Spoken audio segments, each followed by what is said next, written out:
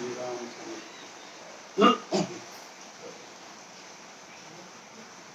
नान्यास्पृहा रघुपते हृदये स्मरीये सत्यं वदामि च भवान् श्रान्तरात्मा भक्तिं प्रयच्छ रघुपुङ्गव निर्भराम् कामादिदोषरहितं कुरु मां सन्तु अतुलितबलधामं हेमशैलावलेयं धनुजवनकुशानं ज्ञानिनामग्रगण्यं सकलगुणनिधानं वानराणामधीशं रघुपतिप्रियभक्तं वातजातं नमामि। देहापरितालवनी प्रपंच मुमुक्षु जनालागी अध्यात्म चर्चा करोनी बहुलोक जे मेळवीती नमस्कार त्या ब्रह्मचैतन्य मूर्ती। बोलो राजा राम राम बोलो सीता राम राम बोलो राजा राम राम बोलो सीता राम राम बोलो राजा राम राम बोलो सीता राम राम बोलो राजा राम राम बोलो सीता राम राम बोलो राजा राम राम बोलो सीता राम राम बोलो राजा राम राम बोलो सीता राम राम बोलो राजा राम राम बोलो सीता राम राम बोलो राजा राम राम बोलो सीता राम राम बोलो राजा राम राम बोलो सीता राम राम बोलो राजा राम राम बोलो सीता राम राम बोलो राजा राम राम बोलो सीता राम राम बोलो राजा राम राम बोलो सीता राम राम बोलो राजा राम राम बोलो सीता राम राम बोलो राजा राम राम बोलो सीता राम राम शास्त्रांमध्ये मोक्षाला 4 साधन सांगितलेले आहे। ते 4 पैकी काहीतरी एक आपण घट्ट धरायला पाहिजे। मोक्ष म्हणजे काय? मोक्ष म्हणजे सुटणे, मोकळे होणे। कशातून सुटणे? दुःखातून सुटणे। आत्यंतिक दुःख निवृत्ती ही मोक्ष। दुःखाचं लेश नसणे म्हणजे मोक्ष। सुख आणि दुःख हे दोन्ही रिलेटिव्ह टर्म्स आहेत। आपले कसे आहे, जिथे सुख आहे तिथे दुःख आहे। इतकेच नव्हे, दुःखच जास्त। महाराज नेहमी म्हणत, दुःखच सुखाचे पांघरून घालून येत। आम्ही त्याला सुख म्हणून घेतो, ते दुःखच असत। एक कोणी धनगर होता, तो एका नदीच्या काठी सहज उभा होता। वरून एक दिसलं त्याला असं की एक कंबळ वाहत आहे, वाहत येत आहे। त्याचे पण कंबळ फाटलेले होते। त्याला वाटलं की कित्येक दिवसापासून माझी कंबळ फटून गेली, चांगलं झालं एक कंबळ आपल्याला मिळाले, ते दिसायला पण चांगलं आहे। म्हणून तो उडी मारून ते कंबळ पकडलं। ते कंबळ नव्हतं, अस्वल होत। अस्वल सुद्धा घाबरून येत होता, घाबरलेला होता खूप। त्याला काहीतरी आधार पाहिजे होता। त्याला वाटलं की बरं झालं, एखादा आधार मिळाला। अस्वल त्या धनगरला घट्ट पकडलं आणि धनगर घाबरून अस्वलच्या हातून सुटेन असं झालं। असे आहे, आम्ही कंबळ म्हणून पकडलं, ते अस्वल होत। काय काय हे तुम्ही समजून घ्या। दुःखच आहे मूर्तिमंत। विवेकिनांत सर्वम दुःखमेव न तो अविवेकिनाम। जो विवेकी आहे ना, त्याला सगळे दुःखच आहे। दुःखातून सुटणे म्हणजे मोक्ष। आत्यंतिक दुःख, सुख पाहिजे आपल्याला, त्याच्याबद्दल सांगणार, पण त्याच्यामध्ये दुःखाचे लेश नसते। आपले कसे आहे, दुःख प्रचुर सुख आहे। सुख म्हणून आम्ही त्याच्याकडे म्हणजे ते स्वीकार करतो किंवा पकडतो। अपेक्षा करतो, पण ते सगळे मुक्तिमंत दुःखच. कुठली वस्तू या जगातली, या जगातली अमुक एक वस्तू सुख रूप आहे असे शक्यच नाही.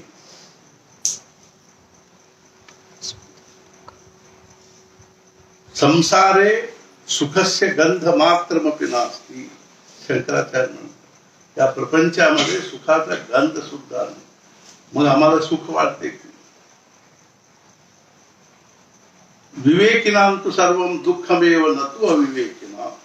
जो विवेकी आहे त्याला सगळे दुःखच आहे, आणि जो अविवेकी आहे ना त्याला सुख वाटत. असे केले की सुख होईल, तसे केले की सुख होईल. काय नाही हो, या 2 मुलांचे लग्न केले आणि दोन मुलींचे लग्न केले आणि 2 मुलांना नोकरी लावून दिली की आपण सुखी झालो. काय तुमच्या हातात आहे काय? आमच्या हातात आहे. मुलांची नौकरी, मुलींचे लग्न. समय से पहले प्रारब्ध से अधिक किसी को कुछ नहीं मिलता है. जो अपने प्रारब्ध के साथ लड़ता है वो दुख भोगता है. जो अपने को प्रारब्ध के हवाले कर देता है वो आनंद भोगता है. जे घडेल ती तुझी इच्छा, जे घडेल ती तुझी इच्छा. असू दे. आत्यंतिक दुःख निवृत्ती ही मोक्ष. आपल्याला दुःखातून सुटणे हे अपेक्षित आहे, पण त्याला साधन काय, मार्ग काय, तेच आपल्याला विचार करायचा. म्हणून ते काय म्हणाले की मोक्षाला 4 साधन आहे. कुठले कुठले आहेत? यावत जीवम प्रणवम. आयुष्यभर प्रणवोपासना करायला पाहिजे, पण ते संन्यासांना सांगितलेले. अथवा आवर्तयेत रौद्रियम याजुर्वेद्यम. यजुर्वेद मध्ये सांगितलेले रुद्राचे आवर्तन करायला पाहिजे. तेही सुद्धा ठराविक लोकांनाच आहे. जे ज्यांना त्याचा अधिकार आहे ते शिकतात कुठे? रुद्र कुठे शिकतात? ते रुद्र म्हणण्यामध्ये फार मोठी शक्ती आहे. मी अशी माणसं बघितलेली आहे. रुद्र म्हणा, गायत्री जप म्हणा. मी नेमावरला होतो मध्य प्रदेशमध्ये, नर्मदा काठी. निम्म्यावरच नेमावर झालेलं आहे. तिथे 3.5 वर्ष होतो. तिथे एक विश्वनाथ प्रकाश ब्रह्मचारीजी म्हणून होते, एक कृष्णानंद तीर्थ म्हणून होते. आता त्यांनी सांगितले फक्त सत्संगासाठी मी कॉलेज सोडून BSc मध्ये असताना 10,000 किलोमीटर प्रवास केले 12 वर्षांमध्ये, फक्त सत्संगासाठी, साधू संतांच्या सहवासात राहण्यासाठी. ते कृष्णानंद तीर्थ 127 वर्षाचे होते. त्यांच्याकडून मी 3-3.5 वर्ष राहिलो. एक दुसरे होते विश्वनाथ प्रकाश ब्रह्मचारी. मला आश्चर्य वाटेल, ते 9 वर्ष सूर्याला बघितलेलेच नाही. सकाळी 4 वाजता उठत असत आणि नर्मदेमध्ये अंघोळ करायचं. संध्यावंदन करून 5 वाजता लहानशी एक खोली, असे 5 फूट रुंद आणि 6-7 फूट लांब, एवढ्याशा खोलीमध्ये भिंतीकडे तोंड करून बसून गायत्री जप करायची संध्याकाळी 7 वाजेपर्यंत. आणि 7 वाजता उठून 6 वाजता उठून ते अंघोळीला जायचं. 6-6:30 सूर्यास्त झाल्यावर मग अंघोळ करून यायचं, संध्या करायचं, थोडासा भात शिजवून खायचे आणि थोडेसे फिरून यायचं, परत झोपायचे. 11ला झोपले की 4ला उठले, परत स्नान करून येऊन जप कर. 9 वर्ष ते सूर्यालाच बघितले. बाकी काय वाचणे नाही, लिहिणे नाही, काय नाही, शाळा नाही.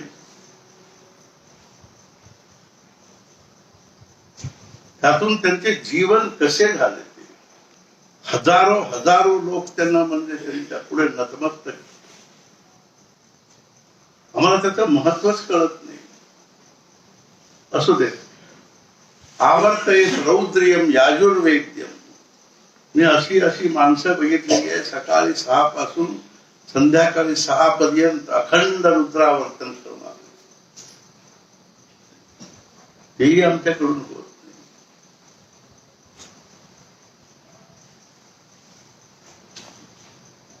आवर्तयेत रौद्रियम याजुर्वेद्यम वसतिमथवा वाराणस्यां निदध्यात्. काशीमध्ये जाऊन राहायला पाहिजे. काशीमध्ये जाऊन राहिल्याने सुद्धा फक्त तिथे जेवढे होतील तेवढे नाम घेऊन राहिले तर मोक्ष.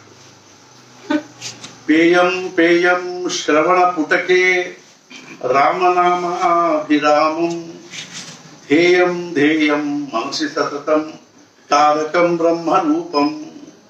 जल्प्यं जल्प्यं प्रकृति विकृतौ प्राणिनां करणमूले वीथ्यां वीथ्यां अटति जटिलः कोऽपि काशी निवासी. कोणीतरी काशी निवासी गली गली करतो आहे. काय करतो आहे? पेयम पेयम श्रवण पुटके रामनामाभिरामं. नामस्मरण ऐकत ऐकत फिरतो आहे. दिव्य भगवंताच्या नामाचे अमृतपान आपल्या पुटकाने म्हणजे कर्णाने कानाने ऐकत ऐकत. ध्येयं ध्येयं मनसि सततं तारकं ब्रह्मरूपं. परमात्म स्वरूपाचे चिंतन करीत करीत. जल्प्यं जल्प्यं प्रकृती विकृतौ प्राणिनां करणमूले. जेव्हा माणूस तिथे मरतो त्याच्या उजव्या कानामध्ये रामनामाचा तारक मंत्राचा उपदेश देत देत अर्थात काय करतो आहे? वीथ्याम वीथ्याम अटति जटिला कोऽपि काशी निवासी. कोण आहे तो काशी? साक्षात विष्णुनाथ. तिथे मरणाऱ्यांच्या उजव्या कानामध्ये रामनामाचा उपदेश देऊन त्यांना मोक्षाला पाठवित असतो. एक दिवस रामकृष्ण परमहंस गंगेमध्ये नावेमध्ये बसून चालले होते. ते मणिकर्णिका घाटाकडे बघितल्यावर त्यांना एकदम समाधी लागली. असे उभे राहिले. त्यांच्याबरोबर असलेले त्यांना धरले पडतील. समाधी उतरल्यावर विचारले, तुम्हाला एकदम अशी समाधी का लागली? बघा बघा म्हणाले. साक्षात धुंडेराज गणपती आणि कालभैरव तिथे मेलेल्यांचे मुंड घेऊन आणि अन्नपूर्णा त्यांची चिज्जड ग्रंथी सोडवित आहे. आणि साक्षात विश्वनाथ त्यांच्या कानामध्ये रामनामाचा उपदेश देत देत त्यांना मोक्षाला पाठवित आहे. काशीमध्ये जाऊन राहायला पाहिजे. मोक्षापेक्षी होऊन राहायला पाहिजे. हे तिन्ही जर आपल्याला होत नसेल, हित्वा लज्जां कलिमलकुलच्छेदनां नीरयेद्वा. लाज सोडून, संकोच सोडून, लज्जा सोडून कलिमलकुलच्छेदनां नीरयेद्वा विष्णो नामान्यनिशमतवा मुक्तिरेषा चतुर्धा. आपण म्हणजे लज्जा सोडून, संकोच सोडून, समाजाची मर्यादा सोडून आपले जे काय म्हणजे हे आहे म्हणजे आपली जी प्रतिष्ठा आहे ते सोडून मग काय केलं पाहिजे? बोलो राजा राम राम, बोलो सीता राम राम, बोलो राजा राम राम, बोलो सीता राम राम, बोलो राजा राम राम, बोलो सीता राम राम, बोलो राजा राम राम, बोलो सीता राम राम, बोलो राजा राम राम, बोलो सीता राम राम, बोलो राजा राम राम, बोलो सीता राम राम, बोलो राजा राम राम, बोलो सीता राम राम, बोलो राजा राम राम, बोलो सीता राम राम, बोलो राजा राम राम, बोलो सीता राम राम, बोलो राजा राम राम, बोलो सीता राम राम, बोलो राजा राम राम, बोलो सीता राम राम, बोलो राजा राम राम, बोलो सीता राम राम, बोलो राजा राम राम, बोलो सीता राम राम, बोलो राजा राम राम,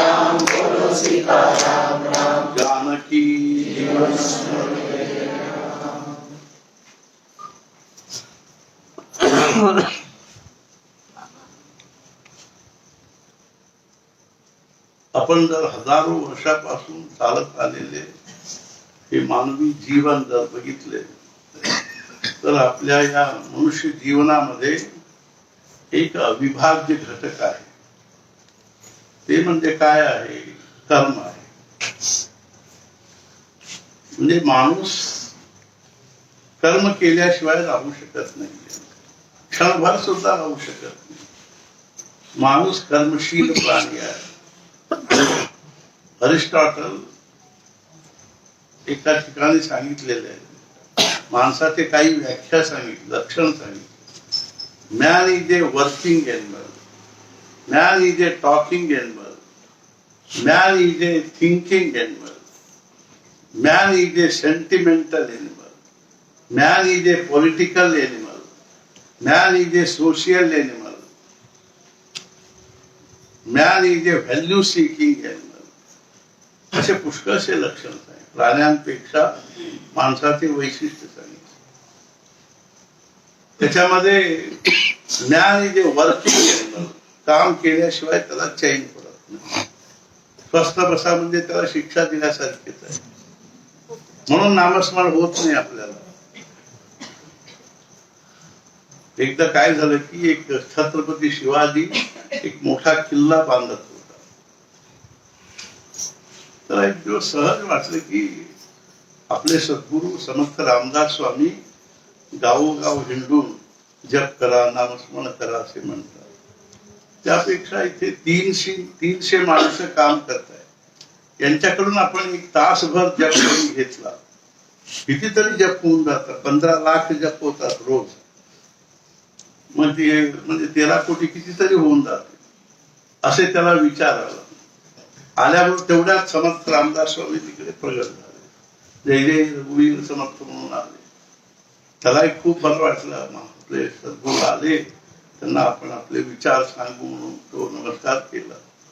आणि समर्थच विचारले, काय शिवबा फार प्रसन्न दिसतोस, काहीतरी काय विशेष विचार सुचला काय? होय महाराज, मला एक विचार सुचलेला आहे. आपण सांगा म्हणते तर सांगतो मला. बर सांग मला. की आपण किती गावोगावी हिंडून जप करा म्हणतात, म्हणजे कोणी भेटतच नाही जप करणारे, नामस्मरण करणारे. महाराज म्हणाले, एका समाजाच्या एका शतमानामध्ये एक जर मनापासून नामस्मरण करणारा भेटला तर त्या समाजाचं सौभाग्य समजा. कुलम पवित्रम जननी कृतार्था वसुंधरा पुण्यवतीच तेन अनंत सत्य सागरेस्मिन लीनम परे ब्रह्मणि यस्य चेतः.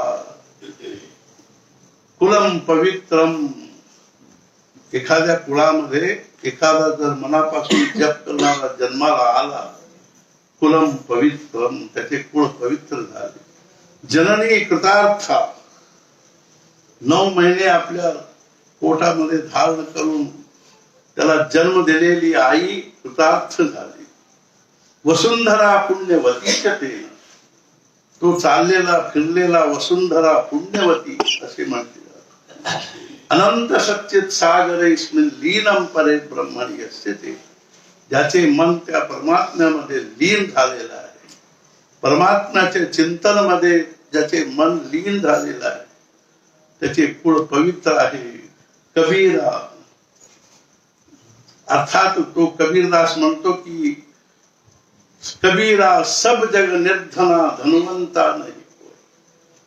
हे सगळे जग दरिद्र आहेत म्हणाले.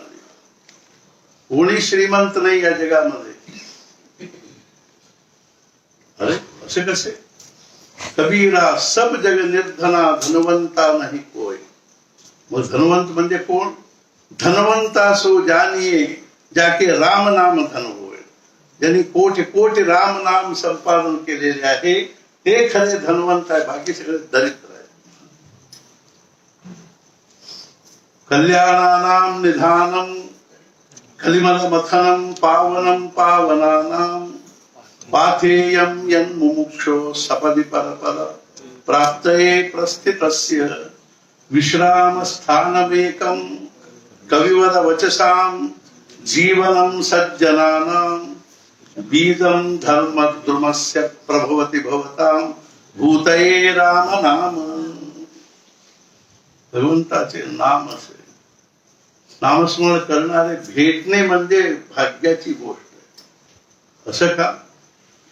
महाराजांना कोणीतरी विचारले नामस्मरण करणाऱ्या साधकांना येणाऱ्या अवस्था कोणकोणते.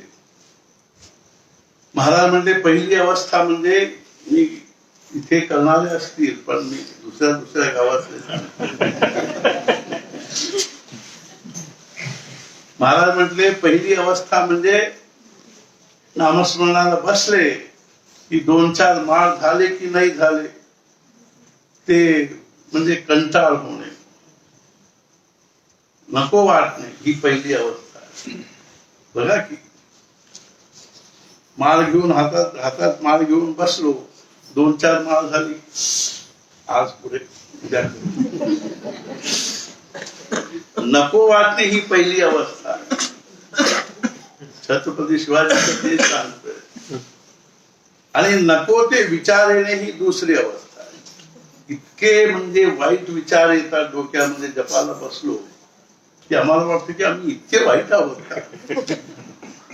महाराजांना विचारले, महाराज जपाला बसलो की इतके वाईट विचार येतात आणि ते म्हणजे त्याला म्हणजे कंटाळून आम्ही माळ गळ्यात घालून बाहेर जाऊन उभे राहिलो,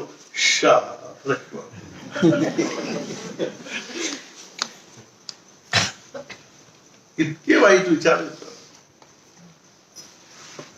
महाराज म्हणाले की ठीक आहे,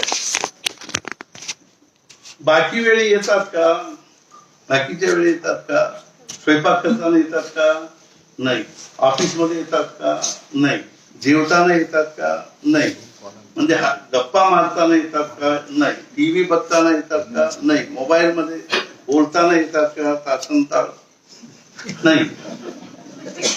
मग जपाच्या वेळीच काय यायला पाहिजे. पेपर वाचताना येत नाही, गप्पा मारताना येत नाही. पण महाराज म्हणाले त्या जपाला आणि विचारांना काहीतरी म्हणजे असे रिलेशन असेल ना, एकमेकांचा काहीतरी विरोध असेल. होय म्हणाले, नाम आत आलेले त्या विचारांना सहन होत नाही. ते म्हणाले की वाईट विचार येणे एका दृष्टीने चांगले म्हणाले, चांगल्याचे लक्षण आहे साधकांच्या जीवनामध्ये, साधनेमध्ये. ते एक माइलस्टोन आहे. पहिले माइलस्टोन काय, नको वाटणे हे पहिले माइलस्टोन, आणि नको ते विचार येणे दुसरे माइलस्टोन. आणि वाटेचे माइलस्टोन आपण 2 मैल आलो, ते काय वाईट आहे का, चांगलंच आहे ना. मग असे कसे चांगलं आहे. तर महाराज म्हणाले की समजा एखाद्या वेरूळ मध्ये साप आहे, त्याला आपल्याला बाहेर काढायचं आहे. माझी मातृभाषा कन्नड आहे, मला ऐकून ऐकून मराठी येते.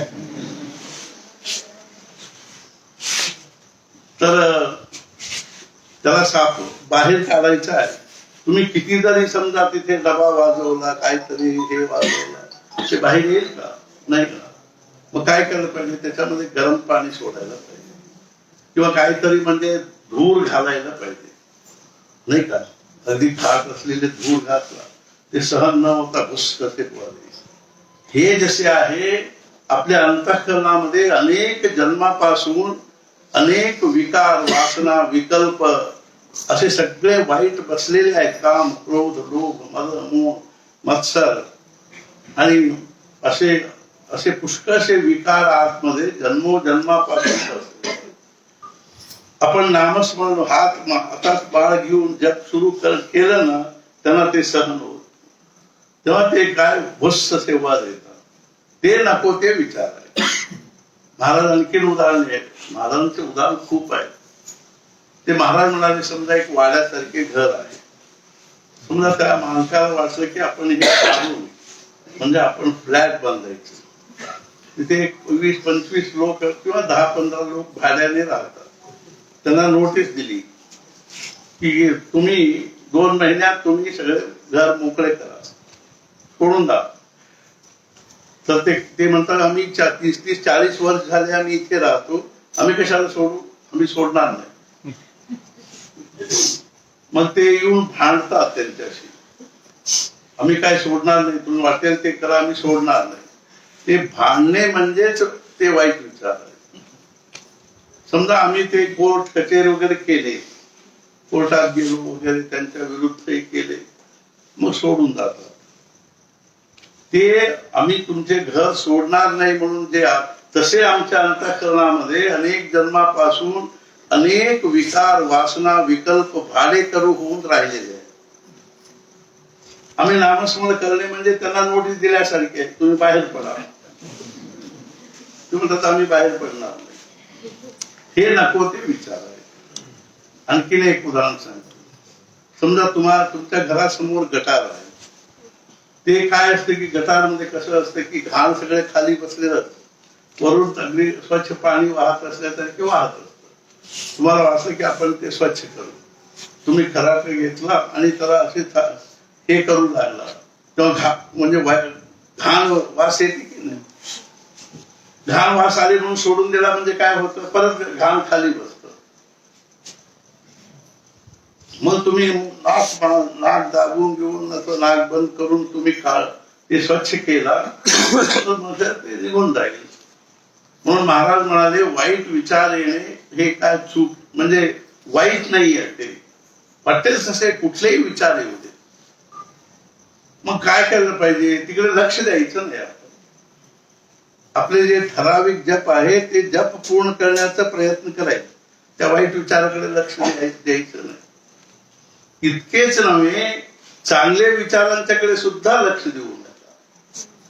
महाराज म्हणाले तुम्ही स्टेशनला चालला, 10 मिनिटाने तुमची गाडी आहे, घाईघाईने तुम्ही स्टेशनकडे चालला, तेव्हा समजा तुमचा एक मित्र आला आणि तो म्हणला किती दिवसाने भेट झाली, चला आपण चहा प्यायला जाऊ. जाता का?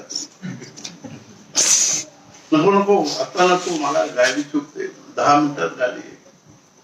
चांगला माणूस भेटला तरी थांबत नाही. समजा वाईट माणूस, तुमचा शत्रू भेटला, तुम्हाला कित्येक दिवसापासून तुमचा द्वेष करणारा माणूस भेटला आणि तुम्हाला बघितल्यावर तो एकदम रागू, तुम्हाला वाटेल तसे शिव्या देऊ लागला, त्याला उत्तर देत थांबता का तुम्ही?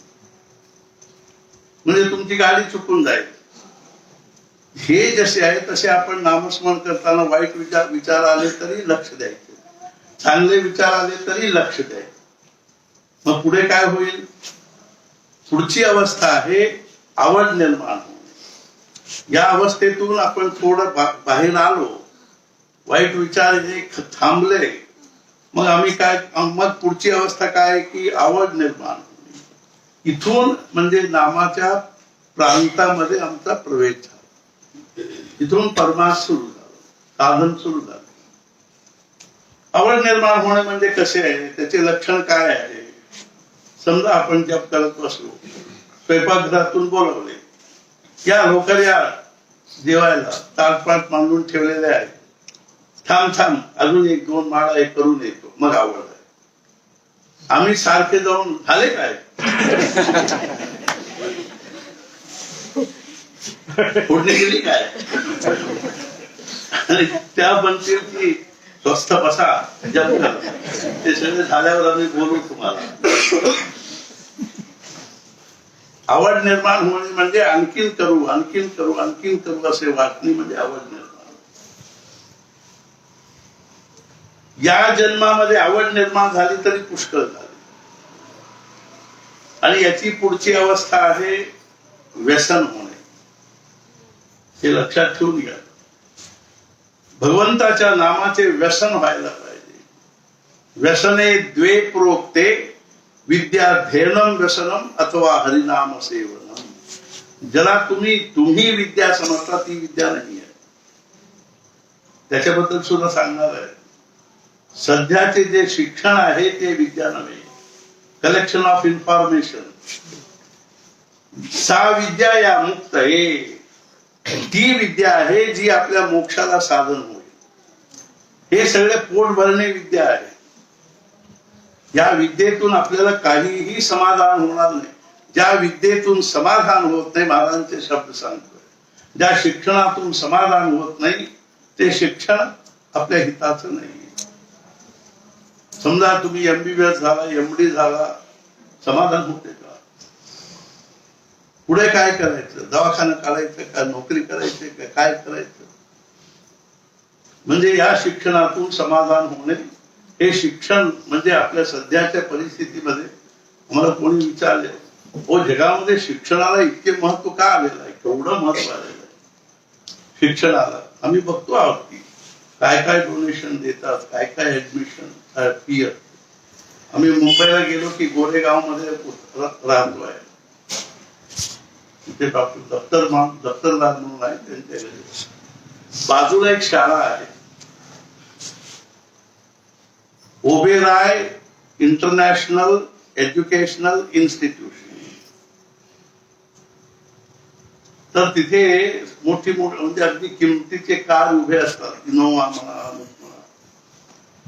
20-25 लाखाची कार तिथे कार असतात. हे कार कोणासाठी? ते म्हणाले की LKG UKG मुलांच्या साठी येतात. तिथल्या कुठल्या मोठ्या ऑफिसर साठी येतात? नाही, LKG UKG पहिल्या त्याच्यातले क्लास मधल्या मुलांच्या साठी येतात. मग काय करतात ते? मुलांना आत पाठवून ते परत येऊन गाडीमध्ये बसेपर्यंत ड्रायव्हर तिथेच असायला. म्हणजे एवढे म्हणजे असे याच्याने म्हणजे शिकवतात म्हणजे त्यांची फी वगैरे किती आहे असे मी विचारलं. तर ते म्हणाले की LKG विद्यार्थ्याला 11 लाख रुपये डोनेशन आहे. काय शिक्षण हे? काय कोणीही विचारा, शिक्षण शिक्षण शिक्षण. आमच्याकडे लोक येतात ना ह्या वेळेला, कोणीतरी आले, इतर विचार, वहिनी का नाही आली? वहिनी ऍडमिट झालेली म्हणाली, बायको ऍडमिट झालेली का? आमच्या मुलाला LKG मुलाला कुठेही ऍडमिशन नाही मिळाले म्हणून ऍडमिट झाले.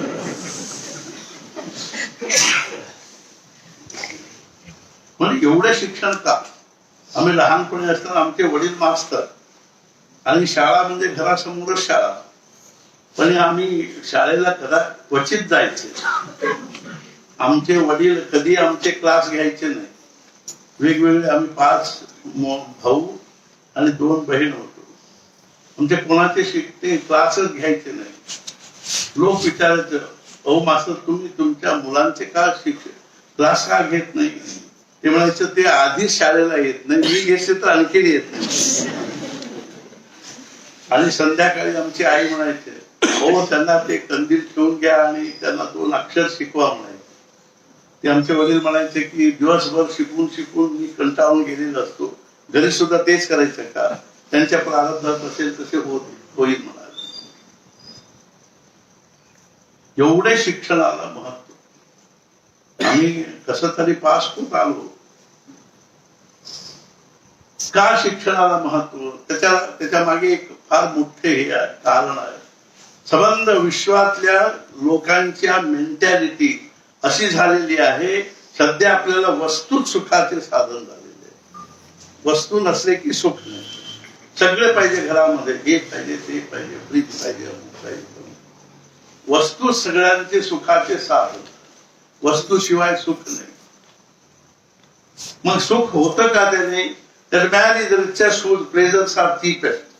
ज्या माणसाला चटणी भाकरी खाऊन चटाईवर गाढ झोप लागते त्या माणसापेक्षा श्रीमंत कोणीच नाही.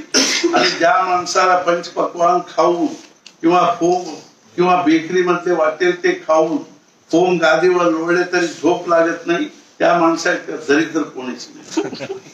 ज्यांच्या घरी सुखानुकूलतेच्या वस्तू जेवढे जास्त आहे त्या घरी राहणारी माणसं तेवढे दुःखी आहे, नाही का? हे सायकोलॉजी आहे.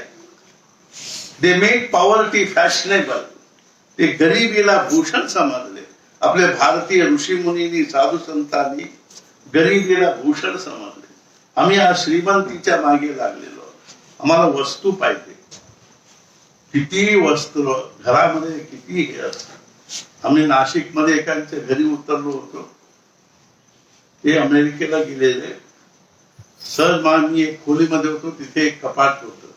सहज वाटलं की आपण कपाट काढून बघू काय आहे. तर साड्या होत्या. मी बघितलं, घाबरलो आणि वरून खालीपर्यंत साड्या. म्हटलं मोजून तरी बघू म्हटलं. 112 साड्या होत्या. कशाला पाहिजे एवढे? असू दे. म्हणजे ते काय झालेले, वस्तू म्हणजे सुखाचे साधन. काय वस्तू काय फुकट मिळतात का? त्याला पैसे पाहिजे. पैसे मिळवण्याचे साधन म्हणजे शिक्षण. सध्या पैसे मिळवण्याचे साधन म्हणजे शिक्षण. त्यामुळे काय झालेले आहे की आपल्याला फक्त या सध्याच्या परिस्थितीमध्ये मुलांना बुद्धीच्या क्षेत्रामध्येच त्यांना म्हणजे शिक्षण देत जाणे, त्यांना शिकवणे, त्यांना हे करणे, असेच सध्याची भूमिका आहे. कोणी आजपर्यंत हेब्बळीमध्ये मला 38 वर्ष झाले, कोणी बाप आई वडील कोणी येऊन असे सांगितले नाही. त्या मुलाच्या पाठीवर हात फिरवीत ते अगदी अभिमानाने सांग, माझा मुलगा MD झाला असे म्हणतात, किंवा MBBS झाला, BE झाला. आजपर्यंत कोणी असे येऊन सांगितलेले नाही की माझा मुलगा रोज 13 माळ जप करतो. अगदी अभिमानाने असे नाही सांगत की माझा मुलगा रोज न चुकता 1 तासभर जप करतो. आम्हाला त्याची कल्पनाच नाही. नाम म्हणजे काय आहे याची आपल्याला कल्पनाच नाही. असू दे. छत्रपती शिवाजी काय म्हटला की या सगळ्यांना आपण 1 तासभर जपायला लावतो. आणखीन एक सांगतो, व्यसन. व्यसन सुद्धा एक अवस्था आहे. आम्ही बघतो की व्यसनापायी लोक वाटते ते सगळे आहे म्हणजे आपले सगळे गमावतात, पण व्यसन सोडत नाही. पण भगवंताचे नामाचे व्यसन असलेली माणसं म्हणजे भेटणे कठीण आहे. आणि याची पुढची अवस्था आहे, जो आपल्या भगवंतासाठी भगवंताच्या नामासाठी आपल्या त्या व्यसनामध्ये त्यांनी प्रपंच गमवला, असे कोणी आहेत का? आहेत. तुकाराम महाराज म्हणाले, पांडुरंगा मी माझ्या प्रपंचाला आग लावून अंगणात येऊन बसलेलो आहे, तू कसे दर्शन देत नाही मी बघतो म्हणाले. आमचे भारतीय संस्कृतीचे एक भाग्य आहे, अशी माणसं आपल्या देशामध्ये होऊन गेले, तेवढेच आमचं अभिमानाची गोष्ट आहे.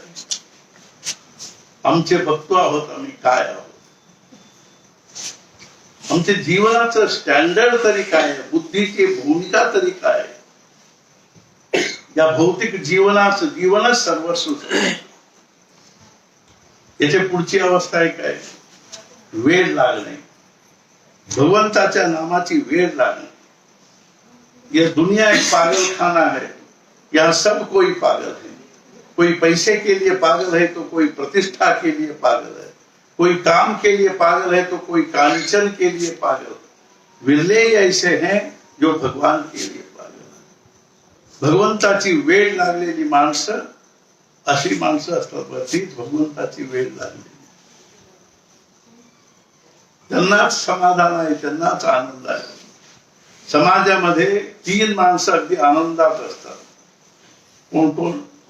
लहान मुलं किती आनंदात असतात. त्यांना कुठे झोपवा, थोडं काहीतरी दूध पाजला म्हणजे झाले. अंगावर वस्त्र आहे की नाही ते त्यांना काही लक्ष नाही. कुठेही झोपवा, कुठेही बसवा, ते अगदी आनंदात असतात. आणखीन एक माणसं अशी आहेत, ते आनंदात असतात. ती म्हणजे वेडे असतात. ते गावामध्ये वेडे असतात बघा, इकडे तिकडे फिरत असतात. ते अगदी आनंदात असतात. त्यांना काही नाही, पाऊस नाही, थंडी नाही. आणखीन एक माणसं आहे, ते म्हणजे हे त्या भगवंताच्या दिव्य आनंदामध्ये इतके मस्त असतात की त्यांना काय प्रपंचाचे काय त्यांना हेच नाही. अखंड त्या भगवत भावामध्ये असतात. त्यांना सुद्धा समाज वेडे समजतात. वेडा तुका, तुकामाईला वेडे समजत असत. काय काय त्यांची अवस्थेची कल्पना आहे समाजाला. आम्ही त्यांना वेडे म्हणतोय. एक दिवस महाराज पंढरपूरला असताना संध्याकाळी संध्या म्हणजे याच्यामध्ये चंद्रभागेमध्ये संध्यावंदन करून येत होते, तेव्हा त्यांच्याबरोबर आप्पासाहेब भडगावकर आणि गणपतराव दामले वगैरे होते. सहज गणपतराव दामले महाराजांना काय म्हणाले, महाराज तुम्हाला प्रापंचिक माणसं कशी दिसतात? महाराज म्हणाले एखाद दिवस सांगतो. आणखी 2-3 दिवसाने एक दिवस येत होते, तेव्हा 2-3 माणसं दारू पिऊन असे असे करत चालले होते, काहीतरी गाणे म्हणत म्हणत. तेव्हा महाराज चटकन विचारले, गणपतराव तात्या म्हणायचं त्यांना, तात्या तुला ती माणसं कशी दिसतात? काय वेड्यासारखे दारू पिऊन काहीतरी काहीतरी गाणं म्हणत चालत. सत्पुरुषांना प्रापंचिक सुद्धा असेच दिसतात. काय आहे आमच्यामध्ये? आम्ही त्या धुंदीमध्ये आहोत. महाराज पंढरपूरला नेहमी जायचं. त्यावेळी आप्पासाहेब भडगावकरांचे एक नात्यातला एक वकील होता, तो महाराजांच्या समवयस्क होता. तो महाराजांना खूप म्हणजे शिव्या गाळ्या द्यायचे आणि त्यांना म्हणजे वाटेल तसे बोलत असत. तो म्हणायचं की आम्ही बघा, आम्ही पैसे वाटेल तेवढे पैसे कमवतो, घर बांधतो, लग्न करतो, मुलं बाळ, आम्ही किती आनंदात आहोत.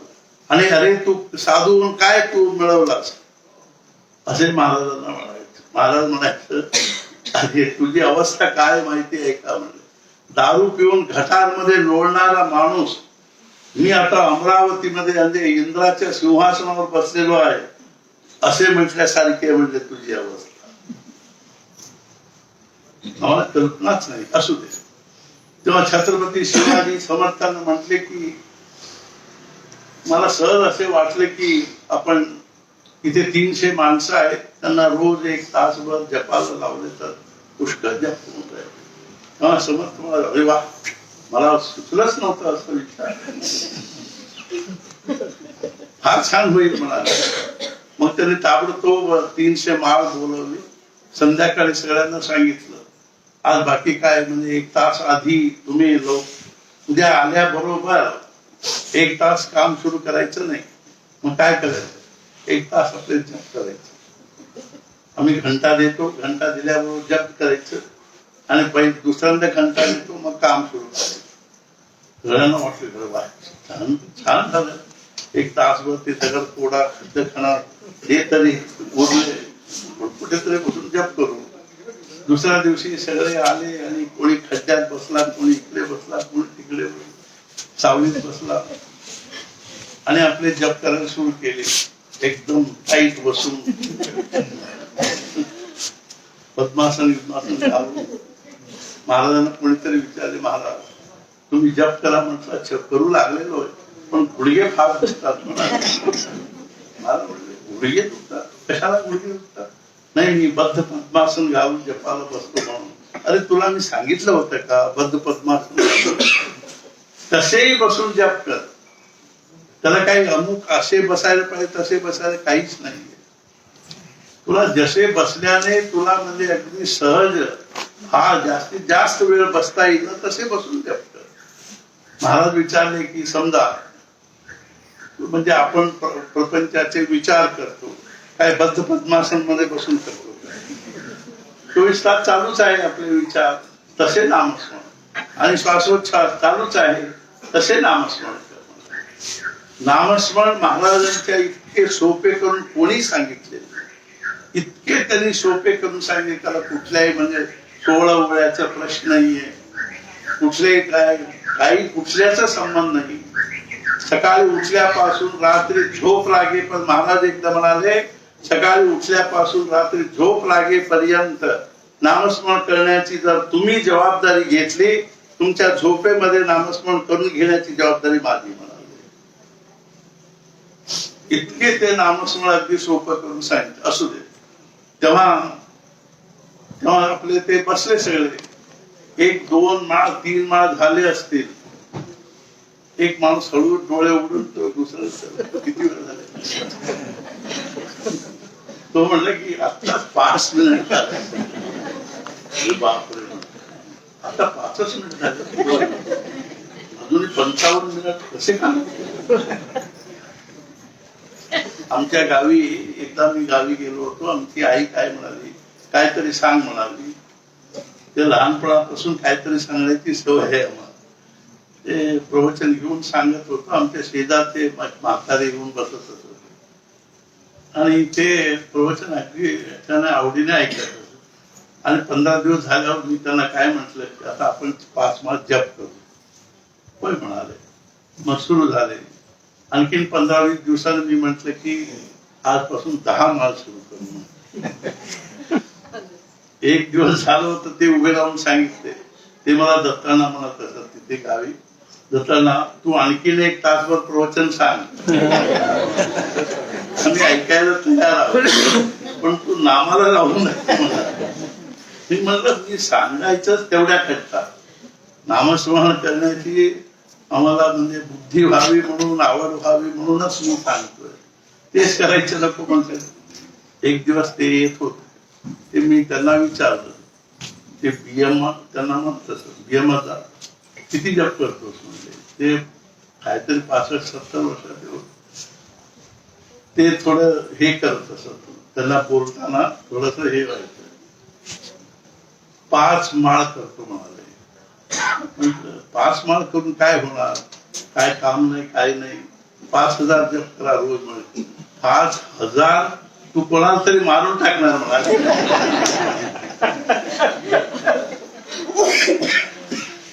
कठीण आहे.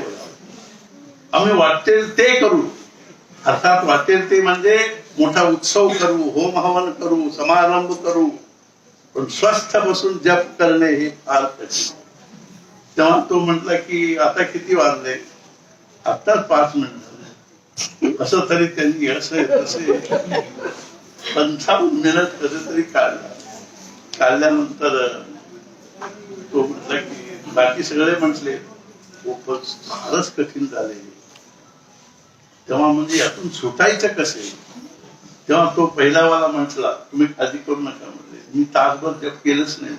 मग काय केलं, याच्यातून कसे सुटायचं याचा विचार.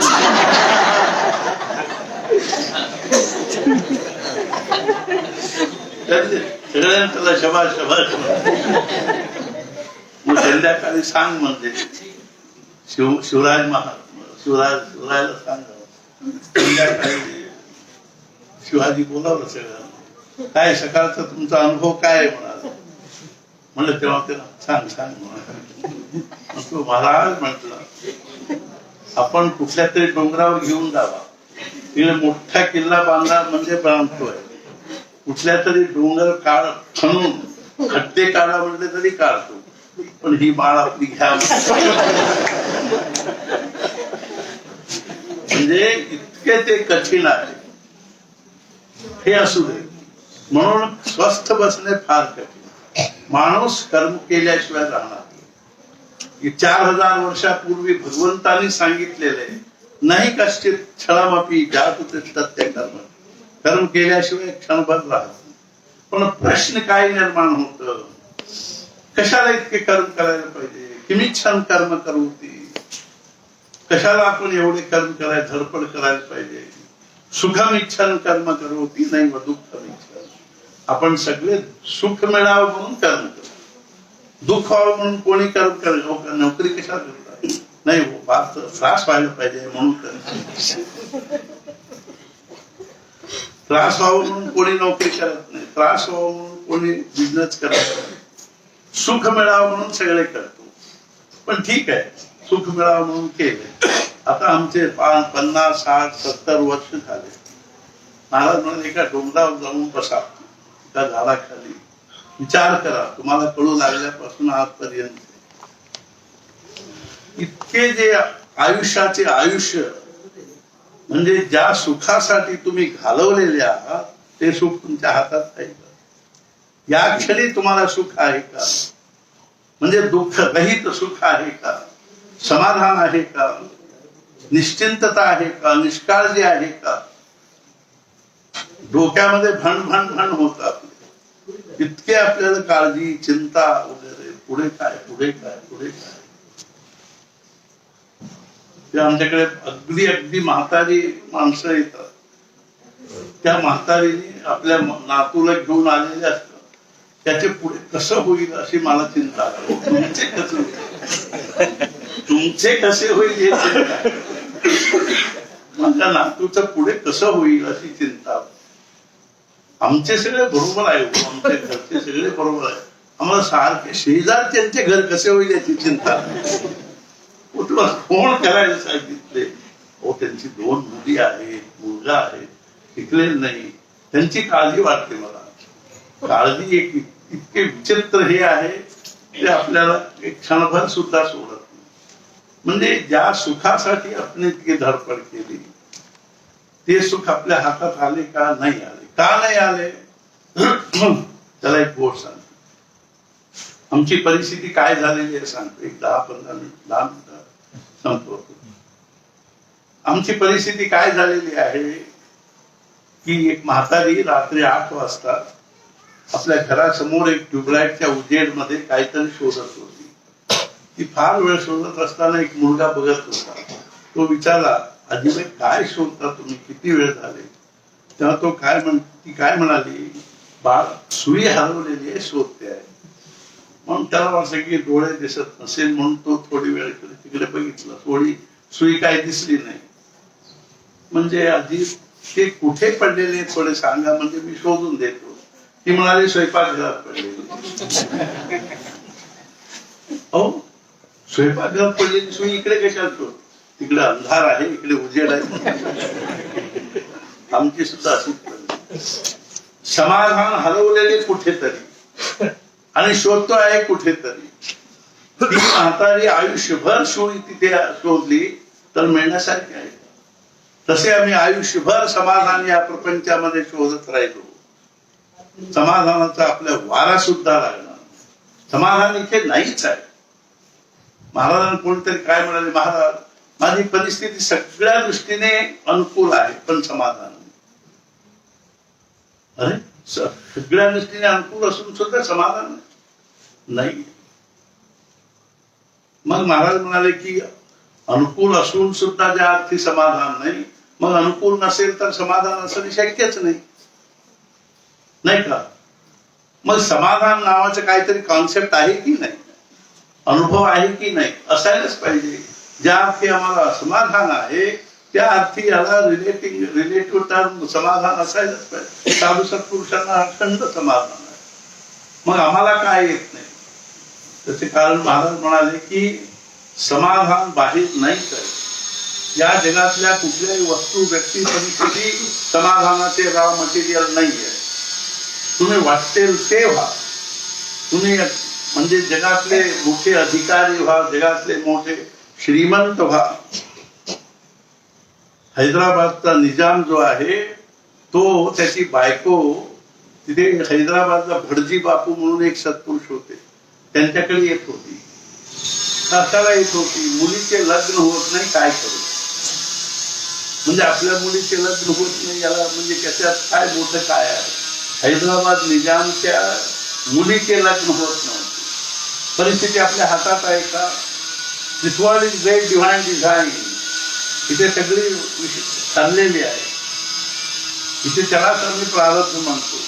आम्ही कोणाच्या पोटी काय होऊन जन्माला येणे ठरलेले आहे. काय बदलता येतं. मुलगी व्हायचं का मुलगा व्हायचं ठरलेलं आहे. गोरी काळी कसे जायचं. आणि तिसरी गोष्ट म्हणजे नातेवाईक ठरलेले आहे. आई वडील कोण याच्यावर मामा काका सगळे ठरलेले. आणि तिसरी गोष्ट म्हणजे मृत्यू ठरलेली आहे, कुठे व्हायचं कसे व्हायचं. चौथी गोष्ट म्हणजे आयुष्य ठरलेले आहे, म्हणजे किती आपल्याला आयुष्य असायचे. आणि पाचवी गोष्ट म्हणजे सुखदुःख, या शरीराला प्राप्त होणारे सुखदुःख ठरलेले आहे. आपण आता परवाच म्हणजे मागच्या वर्षी आमच्या हार्ट ऑपरेशन झाले, कित्येक प्रकारचे आहे. बीपी आहे, शुगर आहे, आणि इथे मसल स्टेअर झालेले आहे. आता 3-4 वर्षापूर्वी अमृतला गेलो होतो, तिथे घोड्यावरून पडलो, इकडे मसल स्टेअर, मसल कट झालेली. आता परवा मागच्या अमावस्येच्या दिवशी ब्रह्मा महाराजांच्या पुण्यतिथी दिवशी आंघोळ करून बाथरूम मधून बाहेर येत होतो, पाय घसरले, पडलो, इथले 2 मसल कट झालेले, ट्रिगर फिंगर झालेले, हे असे हे होत नाहीये. गुडघे दुखतोय आणि पाय दुखतोय. काय करणार, कोणाला सांगणार? हे याला प्रारब्ध म्हणतात. महाराजांना कोणीतरी विचारले आणि सुखदुःख प्रारब्ध आहे, शुगर आहे म्हणून मी गोड खात नाही. इतके सगळे असून सुद्धा आपल्याला समाधानात राहता येणे म्हणजे प्रारब्ध आहे. त्याला उदाहरण सांगतोय. महाराज म्हणाले की आणखीन मेंदू ठरलेले, आईच्या पोटात असतानाच ही मेंदू किती व्याटेचे व्हायला पाहिजे ठरले. मुलगा म्हणजे तुम्ही त्याला गणित मध्ये डल आहे, तर तुम्ही 10 ट्युशन लावले तरी तो काय आइन्स्टाईन होणार नाही, न्यूटन होणार नाही. ठरलेले उगीच त्रास करून घेण्यात काय अर्थ आहे. आमची परिस्थिती अशी आहे, आम्हाला समजा की आम्हाला हुबळीहून बेंगळूरला जायचं होतं सकाळच्या इंटरसिटीने. ते बायकोला म्हणाला की लवकर मला एक डबा बांधून दे. ती बाई काय म्हणाली की त्यांनी 2 भाकरी करून थोडस पिठलं करून त्या डब्यामध्ये घालून दिली. तो घेऊन गेला आपल्या पिशवीमध्ये घेऊन 12 वाजता सगळे आपापले डबा उघडून खाऊ लागले. आणि समोरचा माणूस डबा उघडला, श्रीखंड पुऱ्या आहे, तुमच्या डब्यामध्ये पिठलं भाकरी आहे. सारखे त्याच्या डब्यात बघत बसल्याने काय पोट, तुमच्या डब्यात तुम्ही जे आणलेलं आहे तुमचे ते प्रारब्ध आहे. मग ते असे प्रारब्ध असून सुद्धा आम्हाला फक्त 4 मुली आहेत, काय करणार.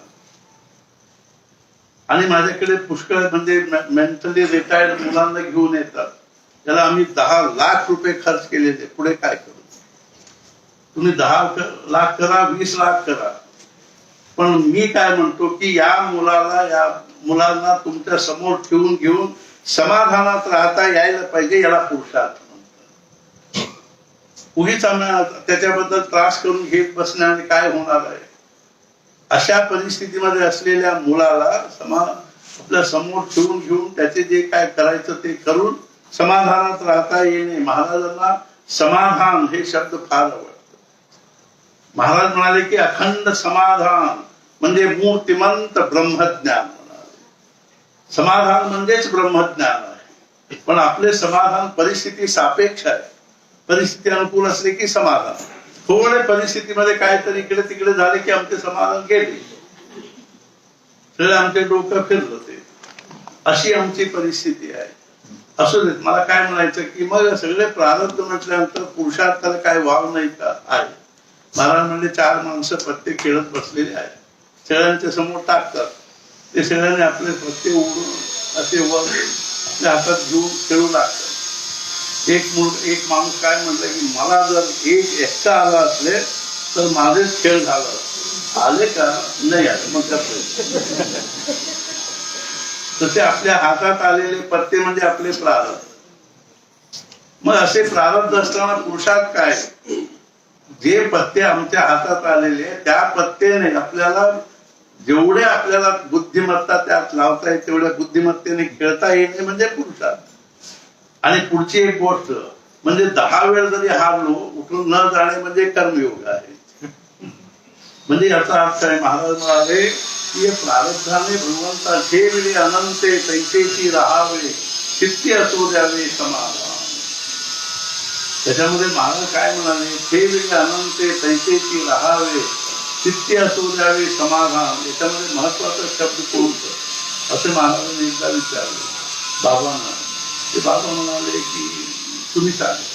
तेव्हा महाराज म्हणाले अनंत शब्द महत्वाचा. कोणी ठेवले, अनंताने ठेवले. मग ज्या अर्थी भगवंतानीच मला या परिस्थितीमध्ये ठेवलेले म्हटल्यानंतर मी कसे तक्रार करू. मी तक्रार करणार नाही. भगवंतच मला या परिस्थितीमध्ये ठेवलेलं आहे म्हटल्यानंतर याच्यामध्येच माझे कल्याण आहे हे निश्चित झाले की नाही. मग आपण तो काय दिलेला आहे त्याच्यामध्ये समाधानात राहायला पाहिजे. याला जीवन म्हणतात. आपण सारखे तक्रार, हे नको ते नको, हे पाहिजे ते पाहिजे, हे काय जग आपल्या हातातले नाहीये. This world is great divine design. याच्यामध्ये एक योजना आहे. माळिये नेवते जेवते नेले, ते उते निवांतची गेले, तया पाणिया ऐसे केले हुवावेगा. म्हणजे माळी म्हणजे ते बागेमध्ये तो माळी जो असतो तो त्या पाणीला जिकडे घेऊन जातो तिकडे ते कुठल्याही प्रकारचं मला भेंडीच्या याला कशाला घेऊन गेला, मला इकडे याला घेऊन जा असे म्हणत का? तो जिकडे नेईल तिकडे शांतपणे जसे जात असते पाणी, तसे भगवंतांनी आज माझ्या प्रपंचामध्ये जी परिस्थिती दिलेली आहे ती परिस्थिती साक्षात भगवंताने दिलेली आहे म्हटल्यानंतर समाधानात राहायला पाहिजे. मग असे समाधानात राहायला आपल्याकडे काय आहे साधन? नामस्मरण.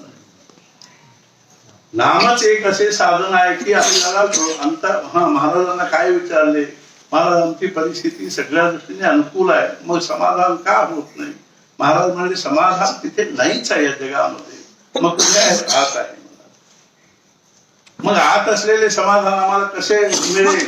महाराज म्हणाले सध्या आपल्या या पाची ज्ञानेंद्रियातून सारखे आपली मनोवृत्ती जे बाहेर धावत आहे त्या मनोवृत्तीला आत आणून आपल्या अंतःकरणामध्ये असलेल्या भगवंतामध्ये स्थिर करणे, यालाच काय म्हणतात की म्हणजे हे त्यांना म्हणजे प्रत्याहार म्हणतात, यांना प्रत्याहार म्हणतात. तेव्हा महाराज काय म्हणाले, त्या प्रत्याहाराला साधन काय आहे?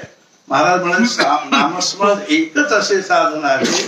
आम्ही म्हणजे कुठल्याही विषयाकडे बघितलं म्हणजे बाहेर पडलेले असलो तरी सुद्धा त्या आपल्या मनाला, आपले मन कुठल्याही विषयाकडे भटकत असले तरी त्या मनाला खेचून आणून आपल्या अंतःकरणामध्ये असलेल्या समाधान रूपी भगवंताच्या मांडीवर बसवण्याचे सामर्थ्य जर कोणाला असेल तर भगवंताच्या नामाला आहे. त्यामुळे आपण काय करायला पाहिजे? बाकी काहीच न करून प्राणी राम नाम जपे वाणी, तेने संतुष्ट चक्र पाणी भक्ता लागी. म्हणून महाराजांनी अक्षरशः शेवटच्या श्वासापर्यंत जेथे नाम तेथे माझे प्राण ही सांभाळावी कोण, त्या नामाला त्यांनी काय जोड दिली? सगुणोपासनेची जोड दिली, राम करता ही जोड दिली. भगवंताच्या नामाबरोबर आपल्या प्रपंचामध्ये घडणाऱ्या प्रत्येक घटनेच्या मागे भगवंताचा हात आहे असे आपण समजायला पाहिजे. त्याला सगुणोपासनेसारखा दुसरा उपाय नाही असे महाराजांनी सांगितले. महाराज म्हणाले साधनेमध्ये साधन नाम साधन, उपासनेमध्ये उपासना सगुणोपासना, आणि अर्थात दानामध्ये दान अन्नदान असे महाराजांनी सांगितले. तुम्ही सगळे करारचे भक्त लोक भाग्यवंत आहात. महाराजांनी आपल्या प्रभू श्री रामचंद्राच्या रूपाने त्यांनी आपली सत्ता इथे ठेवलेली आहे, आपली शक्ती त्यांनी इथे ठेवलेली आहे. तुमच्या सगळ्यांच्या प्रपंचामध्ये त्यांनीच आपले म्हणजे सर्व बाजूने तुमच्या प्रपंचामध्ये त्यांचा अनुग्रह आहे, कृपा आहे. आपण फक्त त्यांना जे आवडतं ते आपण करत असायला. महाराजांना मुख्य म्हणजे नामस्मरण, उपासना, अन्नदान हे त्यांना खूप आवडतात. त्यामुळे आपण होईल तेवढे नामस्मरण करायला पाहिजे आणि होईल तेवढी उपासना करायला पाहिजे. उपासना करायला पाहिजे म्हणजे फार तासभर बसायलाच पाहिजे असं नाही. काहीतरी त्या देवासमोर, सद्गुरु समोर एक 5 मिनिट 10 मिनिट बसून आणि ते भगवंताला आपण काहीतरी त्याला आवडणारे नामस्मरण करा, काहीतरी स्तोत्र म्हणा, काहीतरी म्हणजे हनुमान चालीसा म्हणा, राम हृदय म्हणा, काहीतरी थोडे भगवंता समोर बसून उपासना म्हणजे त्याच्या समोर बसणे म्हणजेच उपासना आहे. अशा पद्धतीने आपण उपासना करायला पाहिजे. मी इथे फार पूर्वी आलो होतो आणि मला अजूनही आठवत होते की 74 मध्ये मी इथे आलो होतो. तेव्हा मी गोंदावलेमध्ये होतो. तेव्हा 74च्या सप्टेंबर 23 तारखेला मला महाराजांचा अनुग्रह झाला. तेव्हा मी ऑक्टोबर 8 तारखेला महाराजांची अशी प्रेरणा झाली की तू उत्तर भारतकडे जा. तेव्हा पहिल्यांदा सज्जनगडला गेलो, नंतर चाफळला आलो, चाफळहून वाईला गेलो. त्यावेळी वाईला जाताना इथे कराडवरून गेलो होतो. इथे 2-3 दिवस होतो मी. काय कसं काय राहिलो काय माहिती नाही, पण इथे 2 दिवस राहिल्याचे आठवते. म्हणून पुन्हा एकदा कराडचं रामाचं दर्शन घ्यावं, तुमच्या सगळ्यांचे म्हणजे इथे भेट होईल या दृष्टीने मला वाटलं की आपण इथे यावं.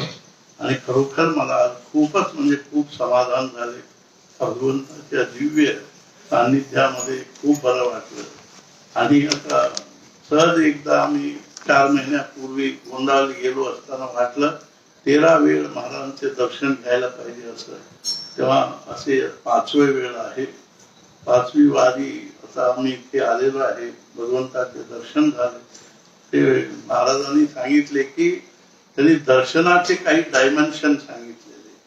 काय सांगितले की त्याच्यामध्ये 2 प्रकाराने सांगितले.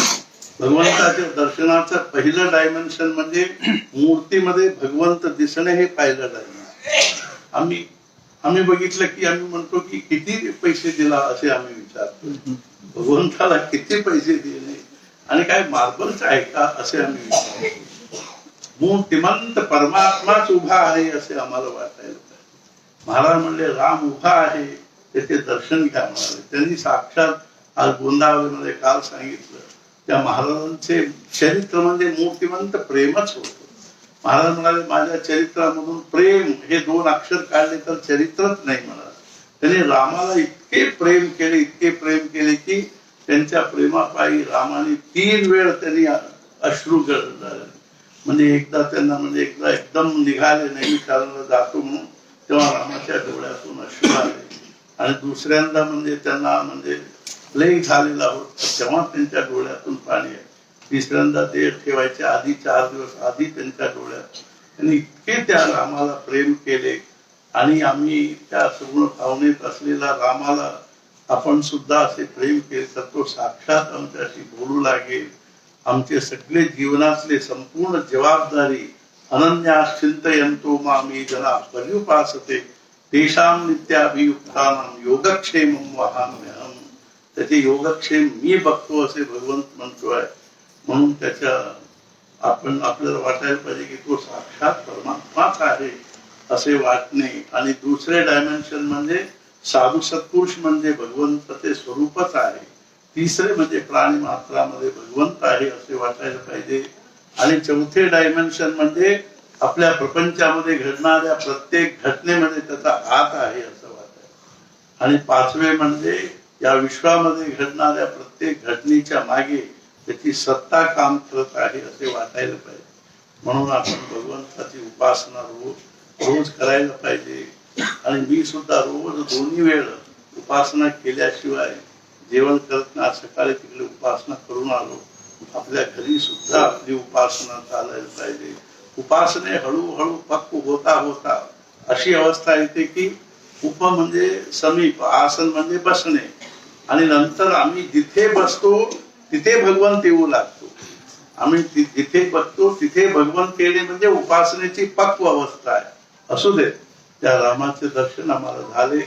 आज आम्हाला खरोखर खूप म्हणजे महाराजांनी ज्या अर्थी इथे रामाचे स्थापन केले त्या अर्थी तुमच्या सगळ्यांच्यावर त्यांची म्हणजे पूर्ण कृपा आहे, अनुग्रह आहे. म्हणून ते महाराजांची कृपा, सद्गुरु कृपा फार मोठी आहे. सद्गुरु कृपेशिवाय काहीही होऊ नाही शक्य नाही. म्हणून त्यांच्या कृपेनेच आपल्याला सगळ्या गुरुकृपा ही केवलम शिष्य परम मंगलम वित्त बलम चित्त बलम देह बलम गेह बलम तद्विना तु सर्व बलम निष्फलम. गुरुकृपा ही केवलम. त्या सद्गुरु कृपा प्राप्त व्हायला आपण भगवंताला शरण जायला पाहिजे. तेव्हा महाराज सुद्धा आपल्याला कृपा करतील, भगवंत सुद्धा आपल्याला कृपा करतील. याच्या मागे महाराजांची सत्ता आहे, महाराजांची कृपा आहे. आपण भगवंताची सेवा करू, त्या सद्गुरूंच्या आणि भगवंताच्या कृपेला पात्र होऊ. आज मला खरोखर खूप बरं वाटलं. आणि इथे आमच्याबरोबर 200-250 लोक आहेत. सगळ्यांना याची सोय, आपल्या रमेश जोशी सुद्धा यासाठी खूपच त्यांनी खटपट. आता ते प्रत्येक वेळी नौबागला आलो की तिथली व्यवस्था वगैरे हे करत असतात. आणि इथे आलो तरी म्हणाले की तिकडचे सगळे बघतो आहे, खूप मला बरं वाटत. असे आपण सगळे इथले विश्वास सगळे भक्त लोक सगळे इतक्या प्रेमाने तुम्ही म्हणजे हे सगळे केलेले आहात. आतापर्यंत मला काय मराठी असे व्यवस्थित येत नाही, तरी सुद्धा मी सांगितलेले तुम्ही अर्थात मनापासून समजून घेतला, हे मला खूप बरं वाटलं. आणि आपल्या हे सगळ्याच सार म्हणजे भगवंताचे नामस्मरण तेवढे आपण करू. महाराजांच्या चरणी आणि भगवंताच्या चरणी मी अनन्य भावनेने प्रार्थना करतो की त्यांनी आम्हाला सर्वांना आयुष्य, आरोग्य आणि ऐश्वर्य देव. आणि आणखी याच्यापेक्षाही आपल्याला भगवंताची भक्ती, नामाविषयी प्रेम आणि सद्गुरूविषयी अनन्य निष्ठा देवत असेल प्रार्थना करून सद्गुरुनाथ महाराज की जय. जय जय रघुवीर समर्थ.